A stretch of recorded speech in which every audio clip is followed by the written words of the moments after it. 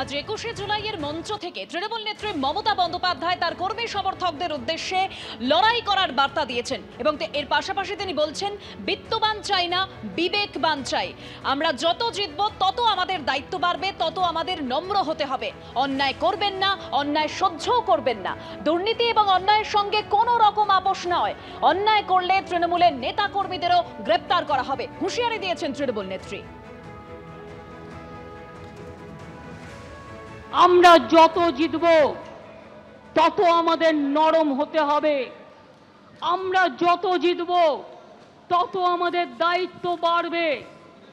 আমরা যত জিতব তত মানুষের কর্মী হতে পারবো। তৃণমূল কর্মী মানে তৃণমূল কংগ্রেস শুধু রাজনৈতিক দলের কর্মী নয়। তৃণমূল কংগ্রেস একটা সেবার কাজকর্মের প্ল্যাটফর্ম। মনে রাখবেন, এখানে আমি বিত্তবান চাই না, আমি বিবেকবান চাই। যার বিবেক আছে, যার আবেগ আছে, যার অশ্রু আছে, যার শরৎ আছে, যার ভাদ্র আছে, যার আশ্বিন আছে, আবার যার ফাগুনও আছে, আবার যার শীতও আছে, আবার যার বসন্তও আছে। অর্থাৎ দলীয় কর্মীদের যেমন হুঁশিয়ারি দিলেন মমতা বন্দ্যোপাধ্যায়, সেখানে তিনি বলছেন যে মা বোনেদের সম্মান দেবেন, লোভ করবেন না। এখন থেকে কোনো অভিযোগ যেন না আসে, অভিযোগ এলেই উপযুক্ত ব্যবস্থা। জনপ্রতিনিধিদের রীতিমতো সতর্ক করলেন, একই সঙ্গে হুঁশিয়ারি দিলেন মমতা বন্দ্যোপাধ্যায়। নির্বাচিত হয়ে মানুষকে সেবা না দিলে কোনো সম্পর্ক থাকবে না। পুরসভা, পঞ্চায়েত সদস্য থেকে সংসদ, বিধায়কদের একেবারে কড়া বার্তা তার। তৃণমূল কংগ্রেস মানুষের সামাজিক বন্ধু হবে। আমি বিবেকবান চাই, বিত্তবান চাই না। কেন জানেন? পয়সা আসে চলে যায়, সেবার কোনো বিকল্প নাই। এটা মাথায় রাখবেন।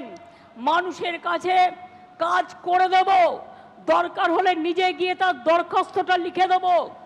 আমি অল মিউনিসিপ্যালিটি, পঞ্চায়েত, এমএলএ, এমপিদের সকলকে বলবো, এখন থেকে কোনো অভিযোগ যেন কারো বিরুদ্ধে দল না পায়। যদি কোনো অভিযোগ কারো বিরুদ্ধে পায়, আমরা কিন্তু উপযুক্ত অ্যাকশন নেব, এটা মাথায় রাখবেন। আমি চাই আপনারা গরিব থাকুন, মানে যা আছে ঘরে সেটা খেয়ে বেঁচে থাকুন। আমার লোভ করবার দরকার নই। আমরা লোভী হতে চাই না, আমরা মানুষের বন্ধু হতে চাই। যতদিন আপনারা এই কাজটা করে যেতে পারবেন, ততদিন মনে রাখবেন আপনাদের কেউ সরাতে পারবে না, আপনাদের কেউ হাঁটাতে পারবে না।